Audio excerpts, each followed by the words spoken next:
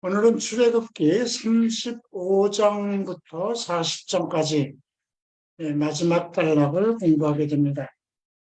이제 다음 주에는 레위기를 공부하게 돼서 레위기 27장까지 진행되는 동안 여러분들 좀 레위기라든가 이런 것은 좀 이해하기 쉽지 않은 그런 내용인데 그래도 성경 말씀 전체가 어떻게 기록되어 있는지, 하나님의 말씀이 창세기부터 계시록까지 어떻게 기록되어 있는지, 지금 이 말씀을 구약을 우리에게 주신 것도 우리에게 필요하신 말씀이기 때문에 주신 거잖아요. 만약에 예수 그리스도께서 오신 이후에 구약의 말씀이 필요 없다면 아마 우리에게 신약만 주셨을 거예요. 그러나 창세기부터 계시록까지 우리에게 주신 것은 그 모든 말씀이 우리에게 어떠한 뜻하신 계획과 또 계시가 있어서 주신 것이기 때문에 좀 어려운 부분이 있더라도 그 말씀 속에서 우리에게 주시는 그리스도의 복음이 무엇인가 이런 것들을 깨닫는 그런 시간이 되길 바랍니다. 지난주 출애굽기 34장 마지막 단락에선 모세가 그 백성들에게 내어 던져서 깨어뜨린 그 하나님께서 쓰신 그 돌판, 그것을 이제 하나님 앞에 가서 다시 받기 위해서 하나님 산 시내산으로도 올라가죠.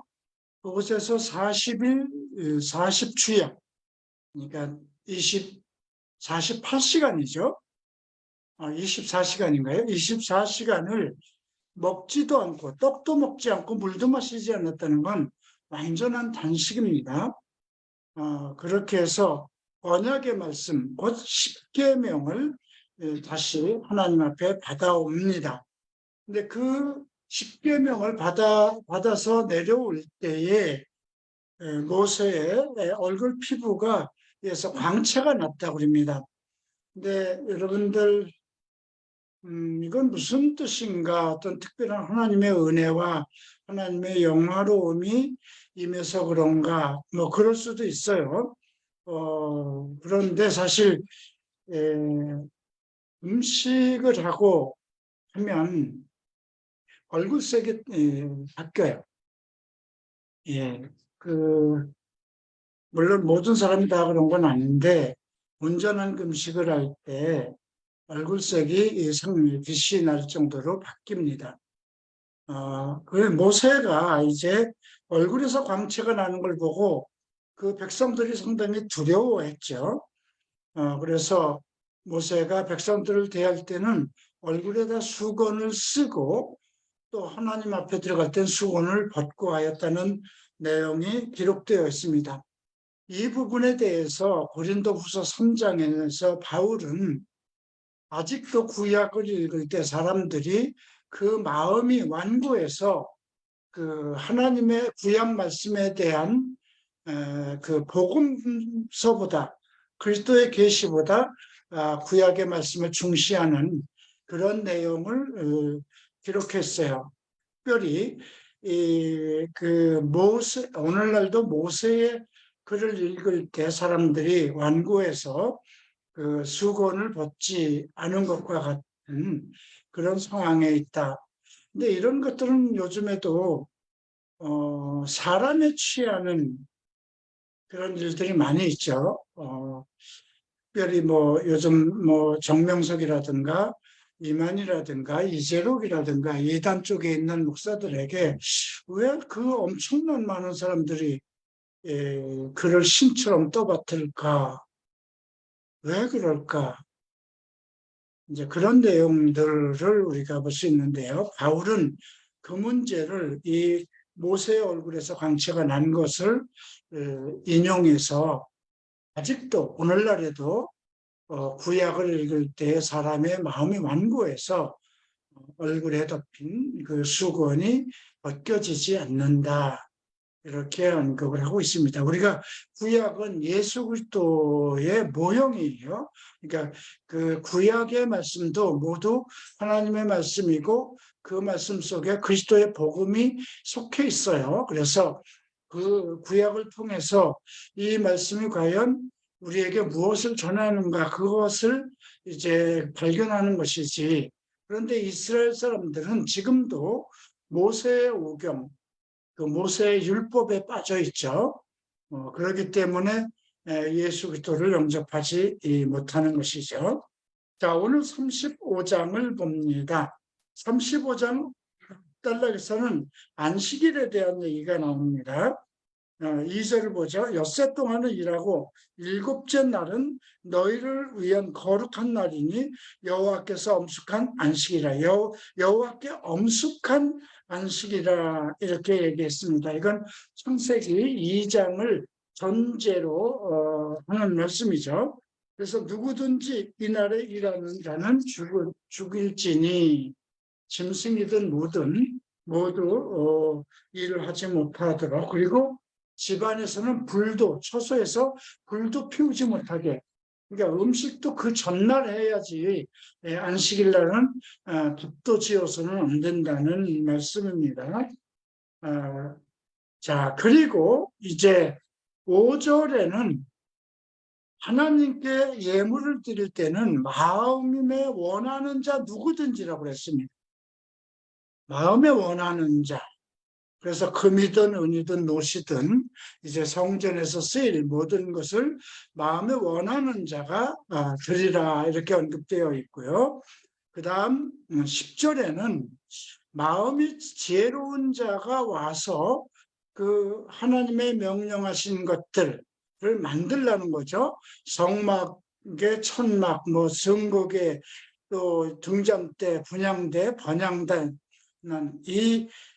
그 성전 안에 있는 하나님이 친히 쓰시는 그러한 그 것들을 모두 금이나 은 이런 걸로 마음이 지혜로운 자들이 와서 만들라 이렇게 언급되었습니다. 그리고 이제 19절에 보면 제사장 아론의 옷과 그 아들들의 옷도 마찬가지입니다.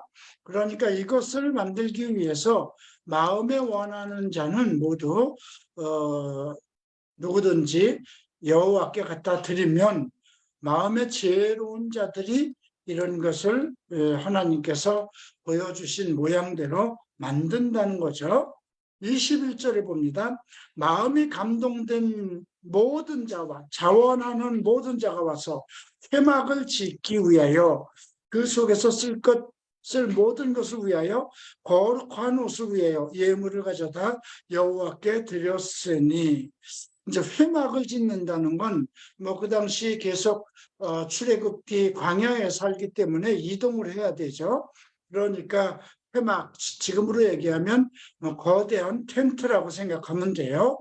그리고 그것이 회막에 이제 지성소를 하고 언약궤를 두고 그 언약궤 앞에 이제 그 여러 가지 등잔대라든가 분향단이라든가 번제단 이런 것을 두게 마련이죠.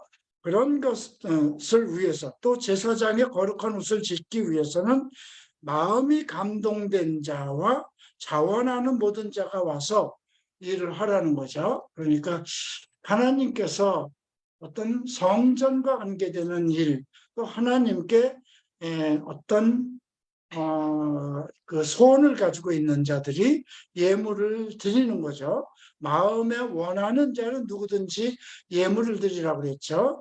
또 마음에 감동된 자, 또 마음에 자원하는 자들이 와서 성막에서 필요한 것들을 그 짓는 일들을 봉사하는 거죠.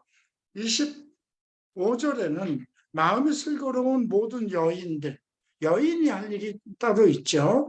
무슨 술을 놓든가 짰든가 씨를 뽑는다는 것. 그 다음 26절에 마음의 감동을 받아 슬기로운 여인, 마음이 슬기로운 자, 마음의 감동을 받아 슬기로운 자. 이게 뭐가 다를까요? 마음이 슬기로운 자는 원래 태성적으로 어떤 슬기로운 지혜가 있는 것을 얘기하고요. 마음의 감동을 받아 슬기로운 것은 특별히 어떤 일을 위해서 평상시는 그렇지 않은데 어떤 일을 하기 위해서 감동을 특별히 받는 자들을 얘기합니다. 또 29절 봅니다. 마음에 자원하는 남녀. 그 모세의 손을 빌어 명령하신 모든 것을 만들기 위하여 물품을 드렸다는 거죠. 지금도 하나님께 드리는 헌금, 우리가 이제 교회를 증축할 때라든가 또 교회를 위해서 물품, 하나님께 말씀을 드릴 때는 요즘은 그냥 뭐 11조라는 개념으로 하나님께 이렇게 드리죠. 왜냐하면 그 11조라는 개념이 나중에 후일 말라기 선지자를 위해서 그런 말씀이 있어요.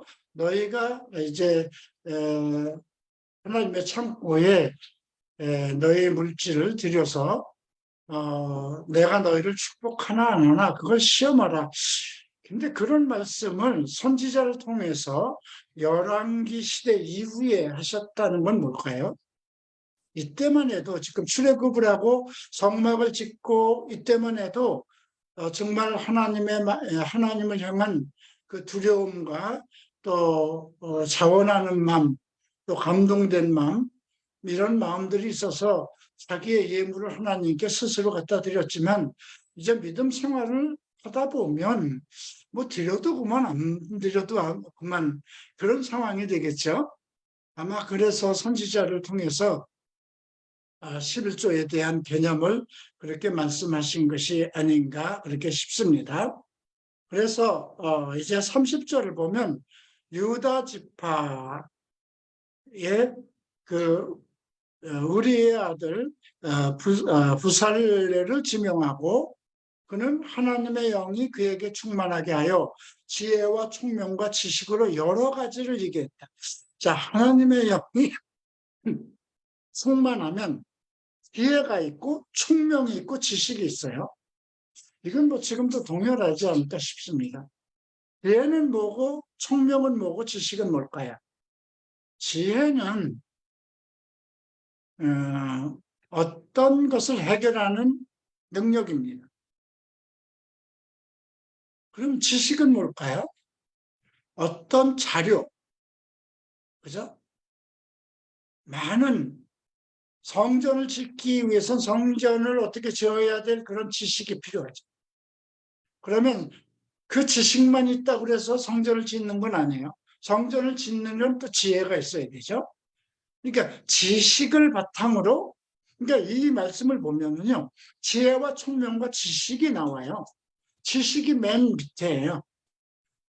하나님의 지식이 있으면 총명함이 생기죠. 총명함은 판단력입니다. 총기가 있다 그러죠. 판단력이 있는 것이고요. 그리고 지혜는 그것을 해결할 수 있는 능력을 얘기합니다. 하나님께서 영을 부어서 충만하게 하신다는 거죠. 지금도 성령을 부어주시면 지혜와 총명과 지식이 임하는 건 당연한 것이에요. 자, 그 다음에 34절을 보면 단지파 아이사막의 아들 오홀리압을 감동시키십니다. 그래서 가르치게 하시며 지혜로운 마음을 그에게 충만하게 하사 여러 가지 일을 하게 하되 조각하는 일과 세공하는 일, 기술이죠. 예. 일과 청색, 자색, 홍색 실과 가는 배 실로 수놓은 일과 짜는 일, 그 외에 여러 가지 일을 하게 하셨다. 정교한 일을 고안하게 하셨다. 이건 연구하고 고안했다는 거, 연구하게 했다는 거죠. 그러니까 어떤 기술적인 것, 지금으로 얘기하면 뭐 과학 분야, 뭐 이런 쪽이 되겠죠. 자, 이제 36장을 봅니다. 그래서 부살렐과 오홀리압 및 마음이 지혜로운 사람들 곧 여호와께서 지혜와 총명을 부으사 성소에서 쓸 모든 일을 할 줄 알게 하신 자들, 아무나 참여하는 것이 아니라는 거죠. 자들은 모두 여호와께서 명령하신 대로 할 것이다. 그들이 아무리 하나님의 지혜와 청명을 주셨다고 해도 이 일은 하나님께서 명하신 대로 해야 된다는 것입니다. 그래서 이제 2절에 보면 다시 부살렐과 오홀리압, 유다 지파와 이제 단 지파에서 그 다음에 마음의 지혜로운 자들이 곧 그 마음의 여호와께로부터 지혜를 얻고 와서 그 일을 하려고 마음에 원하는 모든 자. 이건 뭘까요? 마음에 어떤 일을 하고 싶어서 내가 그 오홀리압 앞에 가서 나는 이런 기술을 이런 기술을 배워야 되겠다 하는 사람은 이제 오홀리압에게 가고, 그렇지 않고 이제 금으로 무엇을 만들고 성막을에게 가는 것을 만들고 그럴 때는 이제 유다 지파의 부살렐에게 가는 거죠. 그래서 앞에서 보면 34절에 보면 그 오홀리압을 감동시키사 가르치게 하셨다고 그러거든요. 그래서 마음에 자원하는 사람이 이제 그들 앞에 가서 그 일을 배우는 것입니다. 그런데 이제 어떤 문제가 생겼냐면 그들이 이스라엘 자손의 성소의 모든 것을 만들기 위하여 가져온 예물을 모세에게 받으니라. 그러나 백성이 아침마다 자원하는 예물을 연하여 아침마다 매일 가져오는 거예요. 그러니 성소의 모든 일을 하는 지혜로운 자들이 각기 하는 일을 중지하고 와서 모세에게 이거 너무 많이 가져와서 일을 못하겠습니다. 이렇게 얘기를 하죠. 그랬더니 이제 모세가 가져오지 말라. 더 이상 성소에 드릴 예물을 다시 만들지 말라. 그리고 만들지 않으면 더 이상 만들지 않으면 이제 재료를 가져올 필요가 없죠. 그래서 있는 재료가 모든 일을 하기에 넉넉하여 남음이 있었다. 이렇게 기록 언급되고 있습니다. 8절 보죠. 일하는 사람 중에 마음이 지혜로운 사람이 열법 휘장으로 성막을 짓습니다. 다음 14절에 보면 그 성막을 덮는 막 곧 휘장은 염소 털로 만들되 11폭으로 만들며, 이제 성막은 하나의 골격입니다. 텐트에. 그리고 그 맨 위에는 이제 비도 오고 눈도 오고 바람도 부니까 이제 염소 털로 이제 만들기 시작합니다. 이제 성막과 휘장이 다 치워지고 나면 그 안에 들어갈 것을 만들죠. 20절을 봅니다. 조각목으로 성막에 세울 널판들을 만들고 그 널판들을 전부 다 이렇게 붙여서 북쪽 남쪽 이렇게 전부 다 돌려가면서 이제 그 판을 대는 겁니다. 그리고 31절을 보면 조각목으로 띠를 만들어서 널판들을 서로 이어 붙이죠. 그리고 34절에 보면 널판들을 금으로 싸고 널판에 띠를 맬 금고리를 만들고 그 띠도 금으로 쌌다. 이건 뭐 대단한 거죠. 금이 도대체 얼마나 많으면 이랬을까 할 정도로 참 대단한 것을 볼 수 있습니다. 35장 봅니다. 35절 봅니다. 그가 또 청색, 자색, 홍색 실과 가늘게 꼰 표실로 휘장을 짜고 그 위에 그룹들을 정교하게 수놓고 조각목으로 네 기둥을 만들어 금으로 쌌으며 그 갈고리는 금으로 기둥의 네 받침을 은으로 부어 만들며, 이렇게 해서 휘장문에 기둥 5을 만들고 그 휘장들을 치는 거죠. 이제 이렇게 해서 성막을 만들고 성막 위에 성막을 가리는 휘장을 만들었습니다. 근데 36장 19절을 보면 배달이 나옵니다. 붉은 물들인 수양의 가죽 막을 덮개로 순양의 가죽, 이걸 해달이라고 그러거든요. 만들고 해달의 가죽으로, 이 해달의 가죽은 돌고래라고 그래요. 그 당시 어떻게 방야 생활을 하면서 이게 그러니까 이거는 출애굽할 때 가져온 거죠. 그래서 애굽에 바닷가가 있고 그러니까 출애굽할 때 그 애굽 사람한테 받아서 가져온 거를 알 수 있죠. 37장 봅니다.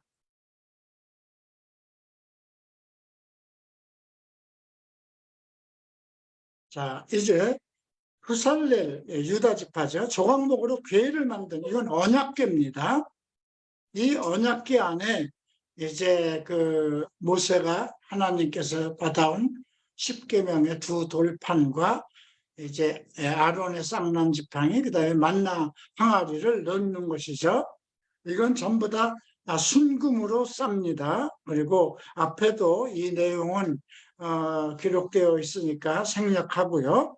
10절 보면 그가 또 조각목으로 상을 만들었습니다. 이건 떡상입니다. 하나님께 드리는 이제 떡을 드리는 상이죠. 이것도 순금으로 쌉니다.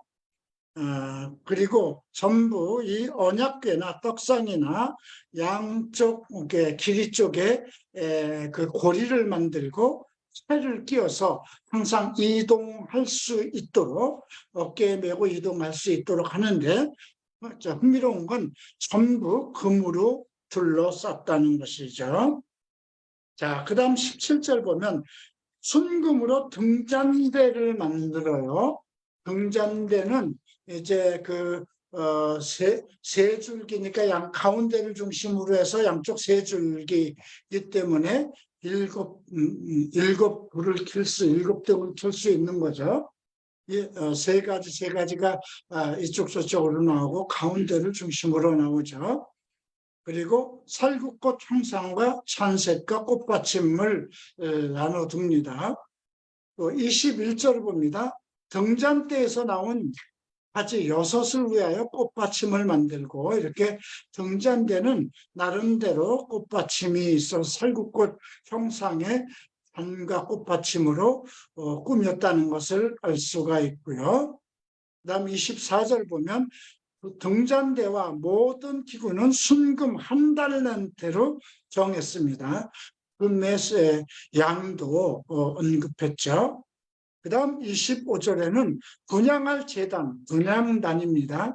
분향할 제단을 만들고 그 다음 29절에 거룩한 관유와 향품으로 정결한 향을 만들죠. 분향단은 향을 피우는 단입니다. 그러니까 향을 피우는 분향단을 만들면 또 향이 있어야 되니까 거룩한 관유와 향품으로 정결한 향을 만들었습니다. 이것은 전부 하나님께 드리기 위한 거죠. 등대도 불을 켜는 것이고 떡상 하나님께 드리는 진설병단이고요. 그 다음에 그 분향단을 통해서 하나님께 향을 드리는 것입니다. 자, 38장 봅니다. 그것도 조각목으로 번제단은 이제 순양이나 이제 짐승을 잡아서 하나님께 불에서 태워서 각을 떠서 하나님께 불에 태워서 드리는 제사를 얘기합니다. 그래서 길이가 5규빗이요 넓이가 5규빗이라 네모가 반듯하고 높이는 세 규빗 그리고 네 모퉁이에 뿔을 만들고 그 뿔과 제단 옆에 서로 제단으로 노스로 쌌어요. 노시라는 것은 심판을 뜻합니다.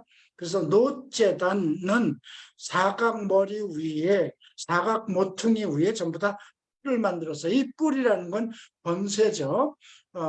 그래서 이 제단에 나중에 이 뿔을 만짐으로 인해서 죽임을 당하는 그런 일도 나중에 또 나타납니다. 8절에 보면 노스로 물두멍은 제사장들이 이제 성소에 들어올 때 손을 다 씻어야 되죠. 그렇기 때문에 제단과 번제단과 물두멍은 전부 다 노스로 만듭니다. 왜냐하면 그 불을 피우고 이제 그런 것들이기 때문에 그런 것 같습니다. 자, 그 다음 이제 21절을 봅니다. 성막 및 성막 곧 증거막을 위해서 레위 사람들이 증거막은 성막은 레위 사람이 쓴 재료의 물목은 제사장 아론의 아들 이다말이 모세의 명령대로 계산하였다.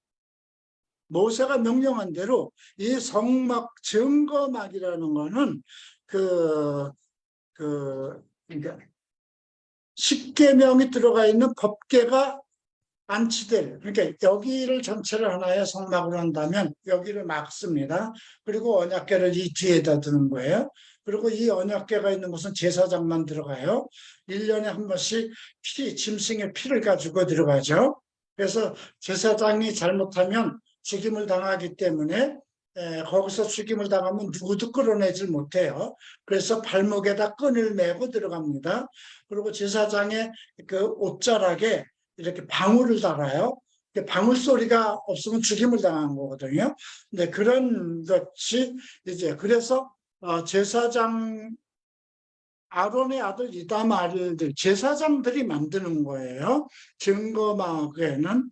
그래서 22절 보면 유다 지파 후리 손자 부살렐이 그 명한 대로 증거막을 만들고 또 단지파가 그와 함께하여 그 오홀리압이 재능이 있어서 조각하며 그 조각 그 증거막의 조각 같은 거는 또 그 오홀리압이 하죠. 자, 그런데 이 모든 성소의 건축 비용이 또 언급되어 있습니다.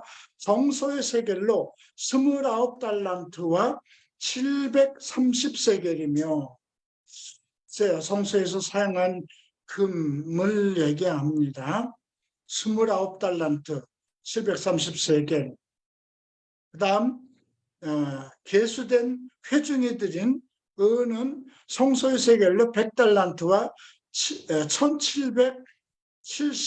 1775세겔이니 계수된 자 20세 이상 60만 3,500명이었어요. 20세 이상이 애굽에서 나온 사람이에요. 그 중에 20세 이상이 60만 3,550명이죠. 550명. 그들이 하나님에게 그 20세 이상은 하나님에게 그 세계를 드려야 돼요. 그래서 그들이 낸 반세겔씩 한 거죠. 그리고 이제 이제 모든 내용들 은이나 은, 그 다음에 놋도 각 이렇게 사람들이 갖다 성서 건축을 위해서 하나님께 드린 내용이 31절까지 언급되어 있습니다. 39장 보겠습니다. 자, 그들은 여호와께서 모세에게 명령하신 대로 청색, 자색, 홍색 실로 성소에서 섬길 때 입을 정교한 옷을 만들고 아론을 위해 거룩한 옷을 만들더라. 이제 모든 기물이 다 만들어졌어요. 성막이 되고 회막이 되고 성막이 되고 모든 게 다 만들어졌어요. 그러면 이제 제사장이 일을 하는 거죠.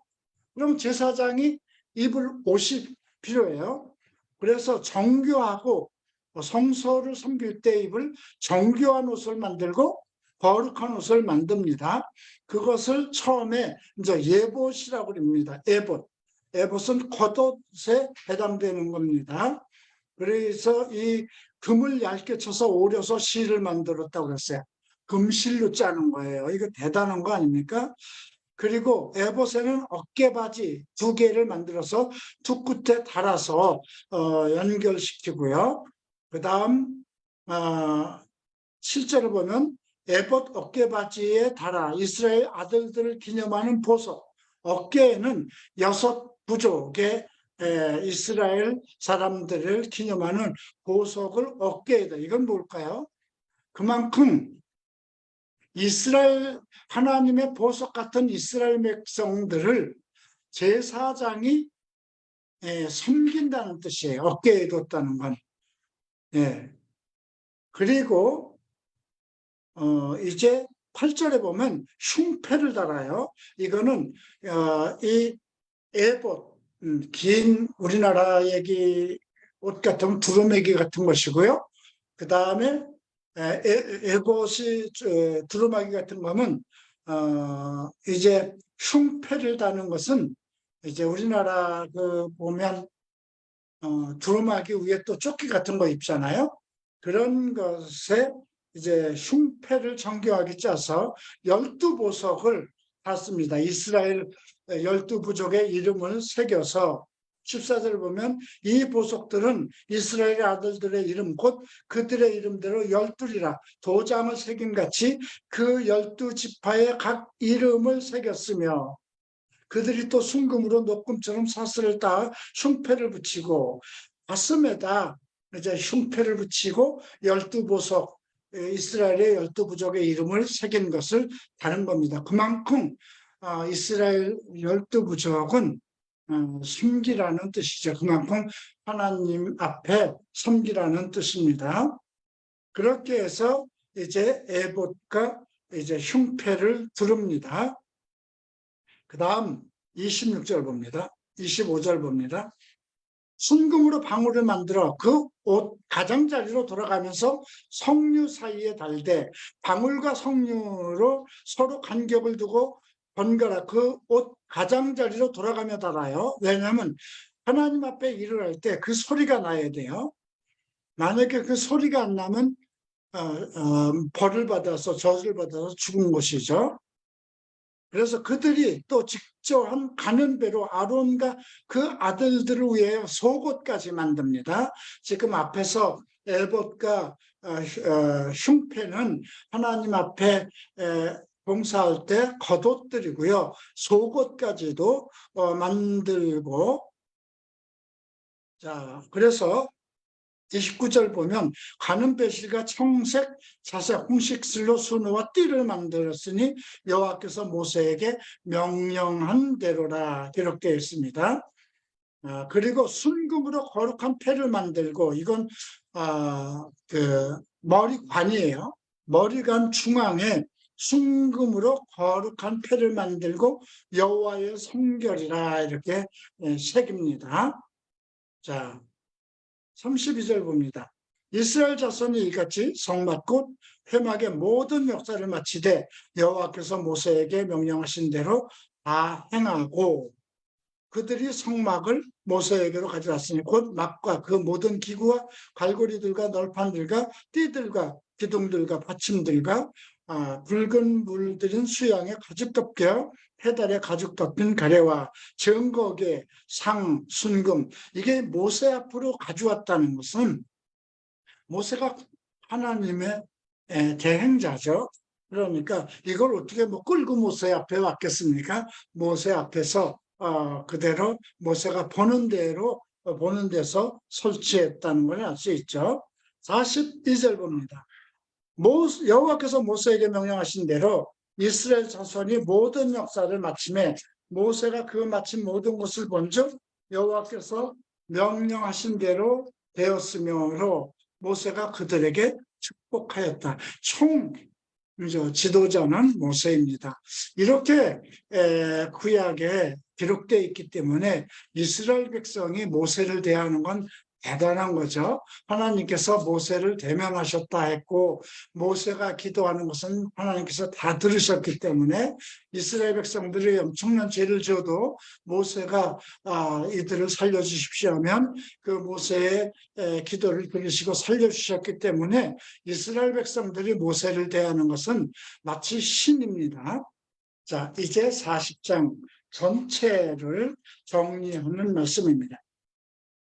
여호와께서 모세에게 말씀하시되 이르시되 너는 첫째 달 초하루에 성막 곧 회막을 세우고 증거궤를 들어놓고 증거궤는 언약궤가 들어있는 거죠. 그 위에 물품을 진설하고 등잔대를 들여놓고 상을 들여놓고 지금 증거궤를 들여놓고 휘장으로 그 궤를 가리고 휘장으로 막는 거예요. 그 다음 또 상을 들여놓고 그 위에 물품을 진설하고 등잔대를 들여놓고 불을 켜고 금양단과 그 증거궤 앞에 두고 성막 앞에 휘장을 달고 번제단을 놓고 물두멍을 놓고 그 다음 9절에 보면 향유를 가져다 성막과 그 안에 있는 모든 것에 발라 모든 기구를 거룩하게 하라 그러죠. 그러니까 이 관유는 모든 기구를 거룩하게 하는 기름이에요.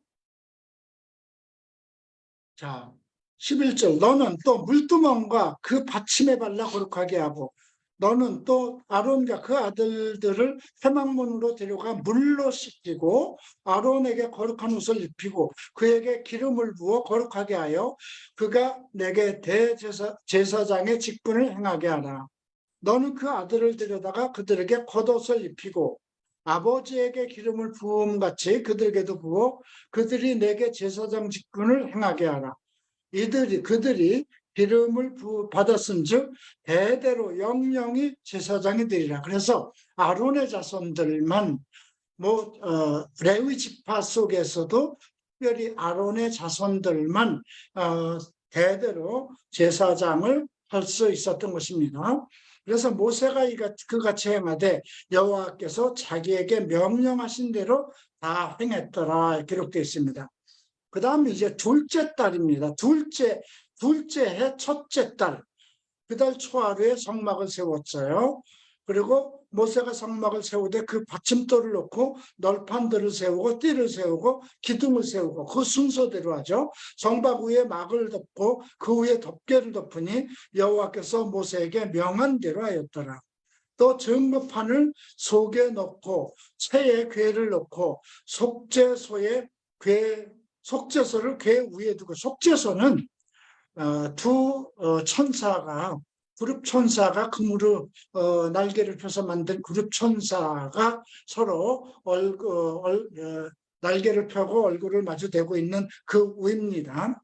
거기서 하나님께서 임재하시면서 백성들의 죄를 사하는 것이기 때문에 그래서 이제 그 궤를 이제 그 덮개를 만들고 띠를 띄우고 하는 그런 일을 하게 합니다. 그래서 20절에 보면 증거판을 그 궤 속에 넣고 살을 꿰고 속죄소를 궤 위에 두고 또 그 궤를 성막에 들여놓고 가리개 휘장을 늘어뜨려 그 증거궤를 가리니 하나님의 언약궤죠. 하나님이 임재하신 것이니까. 근데 그 휘장은 하나로 짠 거예요. 통째로 짠 거예요. 그래서 이것이 나중에 예수께서 십자가에 못 박히실 때 그 중앙이 갈라졌다고 그랬죠. 그것이 바로 휘장입니다. 자, 22절입니다. 그는 또 회막안 곧 성막 북쪽으로 휘장 밖에 상을 놓고 그 상 위에 떡을 진설하니 여호와께서 모세에게 명령하신 대로 되니라. 그는 또 회막 안 성막 남쪽에 북쪽에는 떡상을 놓는 겁니다. 그리고 남쪽에는 등잔대를 놓아서 상과 마주하게 합니다. 그러니까 하나는 북쪽, 하나는 남쪽에 있으니까 서로 마주보게 되죠. 여호와 앞에 등잔대로 불을 켜니 여호와께서 모세에게 명령한 대로 되었더라. 그가 또 금양단을 회막안 휘장 안에 두고 그 위에 향기로운 향을 사르니 여호와께서 모세에게 명령하신 대로 되었더라. 그는 또 문에 휘장을 달았어요. 회막 성막 문 앞에 번제단을 두고, 이건 바깥쪽이죠. 번제와 소제를 그 위에 드리니 여호와께서 명령하신 대로 또 물두멍을 회막과 제단 사이에 두고 거기서 씻을 물을 담으니라. 모세와 아론의 아들들이 거기서 수족을 씻되 모세도 들어갈 때는 제사장들이 모두 손발을 씻었다고 했습니다. 그들이 회막에 들어갈 때에 제단이 가까이 갈 때에 씻었으니 여호와께서 모세에게 명령하신 대로 되니라. 그는 또 성막과 제단 주위뜰에 호장을 치고 뜰문에 휘장을 다니라.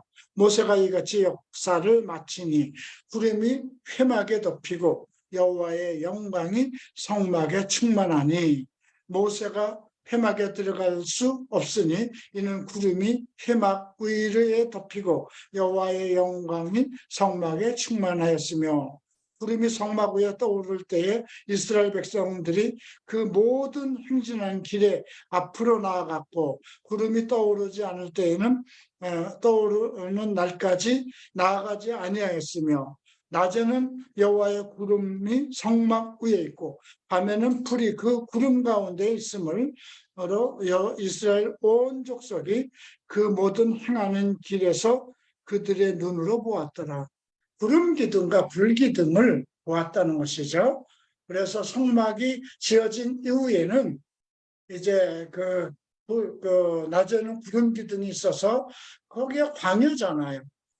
중동이니까 그 구름 기둥으로 덮어서 이스라엘 백성이 덮지 않게 하였다는 것이고요. 또 광야라도 여름 밤이면 기온이 엄청 떨어져서 춥죠. 그런데 또 불기둥으로 그 위에서 불기둥으로 임재해 계셔서 이스라엘 백성이 밤에 두렵지 않고 쉴 수 있도록 그렇게 하셨다는 것입니다.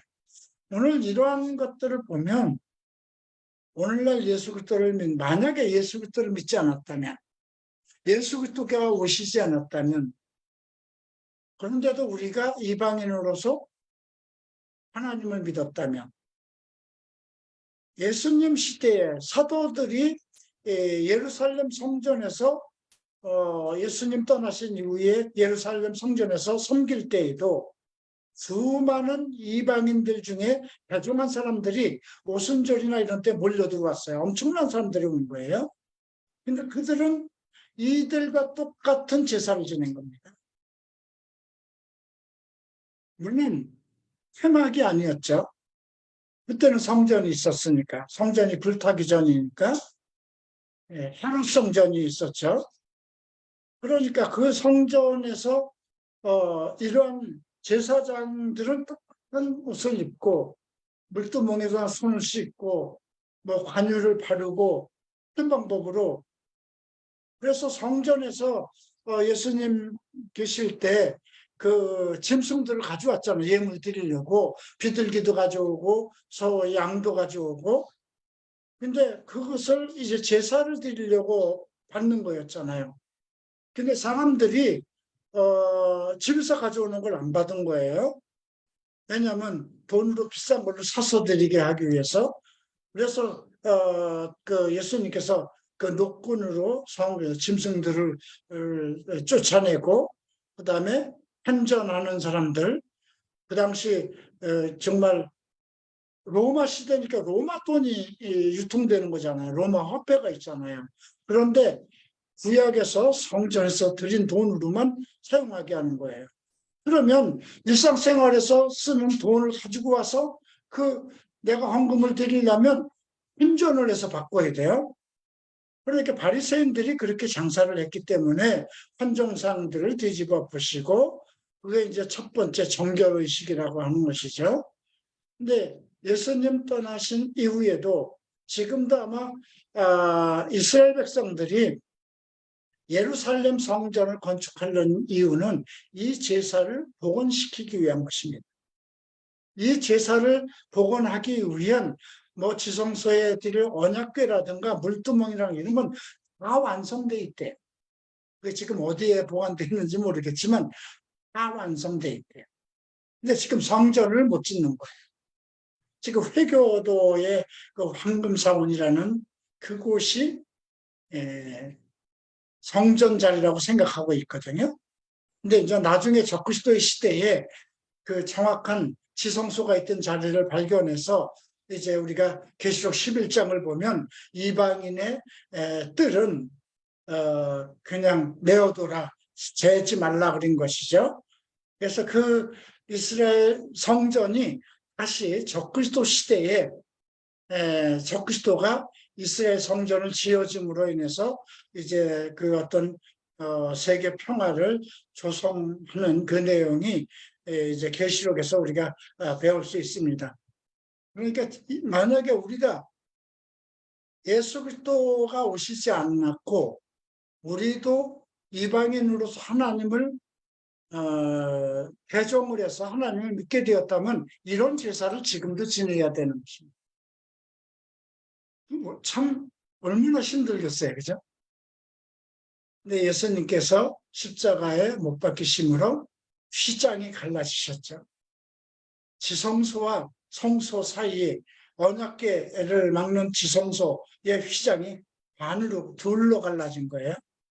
그래서 모든 사람이 하나님께 직접 들어가서 이제 제사장 필요 없다 이거예요. 뭐 이단 쪽의 괴수들이 자기네들이 제사장과 같은 역할을 하려고 그러죠. 아닙니다. 목사는 하나의 은사예요. 제사장은 모세의 아론의 지파, 아론의 자손밖에 할 수 없는 거예요.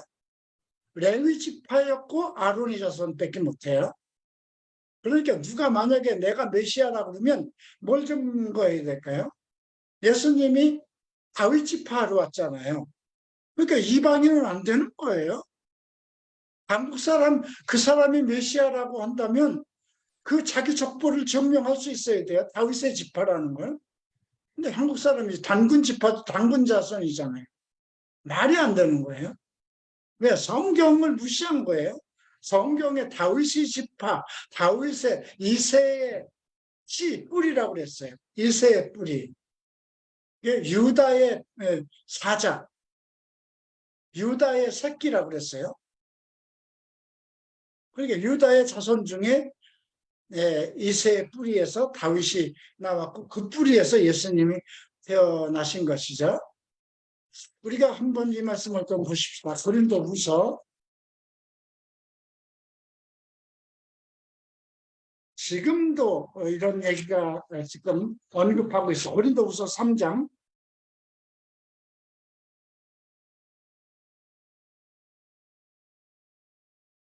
13절 우리가 모세가 이스라엘 자손들에게 장차 없어질 것에 결국을 보지 못하게 하려고 수건을 그 얼굴에 쓴 것 같이 아니하노라.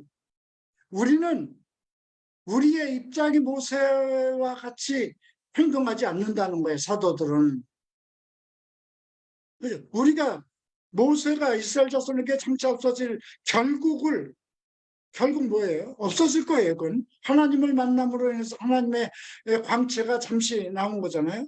주목하지 못하게 하려고 수건을 그 얼굴에 쓴 것 같이 아니하노라. 우리는 그렇게 하지 않는다. 그러나 그들의 마음이 완고하여 오늘까지도 구약을 읽을 때에 그 수건이 벗겨지지 아니하고 있으니 이건 유대인들을 얘기하는 거예요. 그 수건은 그리스도 안에서 없어질 거예요. 예수를 믿어야 없어진다는 거죠. 오늘까지도 모세의 글을 읽을 때에 수건이 그 마음을 덮었도다. 유대인들은 아직도 모세의 글, 모세오경, 율법을 읽을 때에 그 수건이 벗겨지지 않고 그 수건이 모세의 권위가 덮여 있다는 것이죠. 그러나 언제든지 주께로 돌아가면 그 수건이 벗겨지니라. 주는 영이시니 주의 영이 계신 곳에 자유가 있느니라. 우리가 다 수건을 벗은 거울을 보는 것 같이 주의 영광을 보며 그와 같은 형상으로 변화하여 영광에서 영광에 이르니 이는 곧 주의 영으로 말미암이다. 제가 변화받고 나서 발견한 말씀이 이 말씀입니다.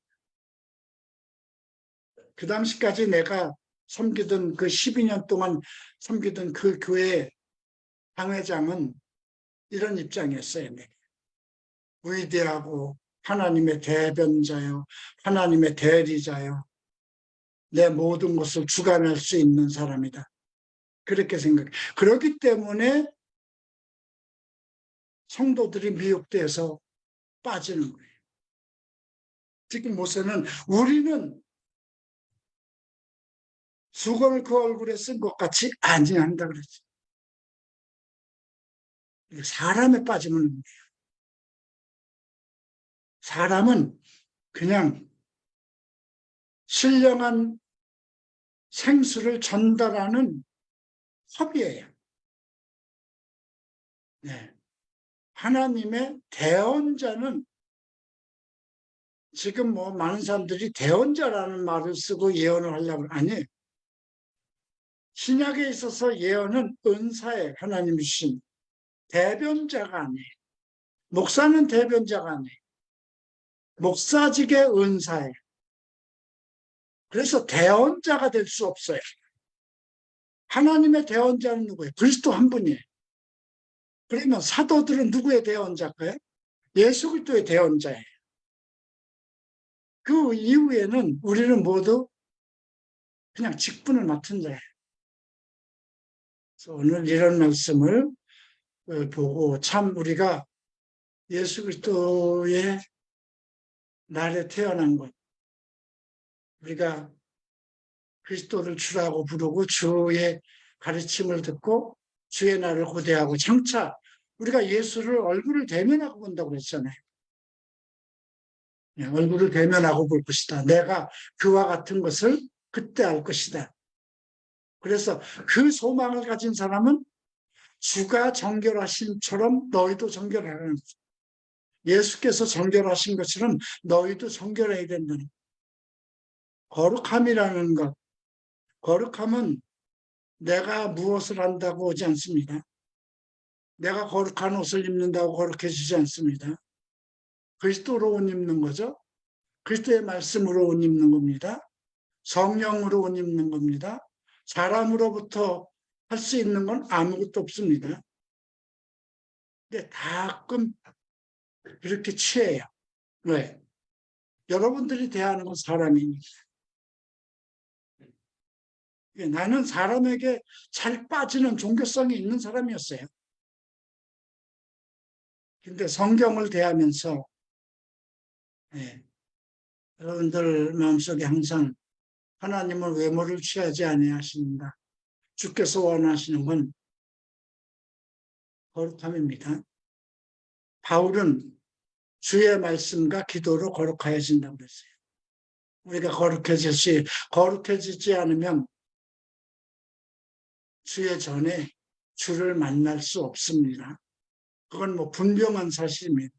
예수 그리스도를 믿어서 거룩하다 했지만 내가 거룩한 것 같이 너희도 거룩하라 했으니까 우리가 그리스도와 같이 거룩함을 입어야 되는 거죠. 그 거룩함을 입는 것은 오직 성경 말씀입니다. 그리고 성경 말씀 안에 역사하는 영입니다. 그러기 위해서는 우리의 욕정, 성욕을 다 벗어버리고, 그죠? 벗어버리라는 건 끊어버려야 된다는, 그건 내가 할 일이에요. 사람이 어떻게 끊을까? 네. 끊을 수 있으니까 사도 바울이 독신으로 살았죠? 그러니까 그런 것들로 자기 자신을 좀 더 어떻게 내가 거룩함에 이를까? 거룩함에 이르는 길, 결국 말씀과의 만남입니다. 그리고 성령 안에서의 삶, 기도합니다. 존귀하신 주님 감사합니다. 출애굽기를 마쳤습니다. 이제 다음 주부터 레위기를 봅니다. 레위기를 통해서 예수 그리스도를 만날 것입니다. 우리가 구약은 예수 그리스도의 모형이라고 했습니다. 천국의 모형입니다. 이제 구약을 통해서 우리에게 보여주시는 예수 그리스도의 모형을 보고 또 구약에서 우리에게 요구하시는 하나님의 계획을, 하나님의 뜻을 발견할 것입니다. 우리가 날로 말씀 안에 깊이 들어가게 하소서. 내 영이 주의 말씀 안에 항상 깨어있게 하소서. 예수 그리스도 이름으로 기도합니다.